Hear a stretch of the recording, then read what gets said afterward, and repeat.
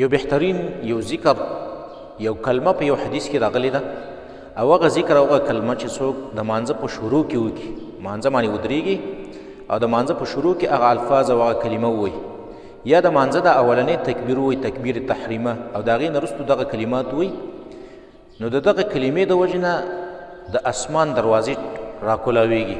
دومره بهترین ذکر دی.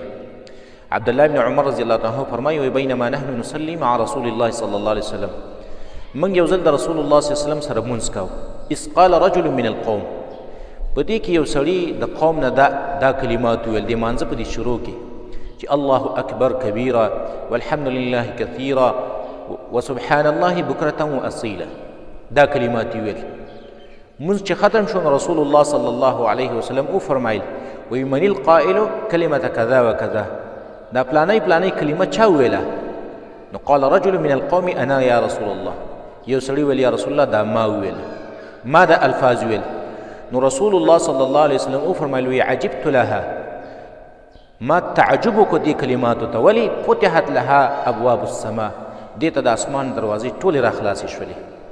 نو لمانځه په شروع کې دغه ذکر کولی شي، تکبیر تحریمه نه وروسته هم کولی شي، درې دعاګانې په دغه ذکر کولی شي. یو دغه دعا ده دا کومه چې دې سړي ویلې وه د صحابي، یو بله دعا ده هغه هم ویلی شي موږ او تاسو چې کوم عامه وو عمر رضی الله عنه به خلکو ته ښودله سبحانک اللهم وبحمدک وتبارک اسمک وتعالی جدک ولا اله غیرک، دا هم شي ویلی. یو درېیمه دعا هم راغلې ده، ابي هريره رضی الله تعالی عنه فرمایي رسول الله صلی الله علیه وسلم به د مانځه په شروع کې دا دعا کوله چې اللهم باعد بیني وبین خطایای کما باعدت بین المشرق والمغرب، اللهم نقني من الذنوب كما ينقى الثوب الأبيض من الدنس، اللهم اغسلني من خطاياي بالماء والثلج والبرد.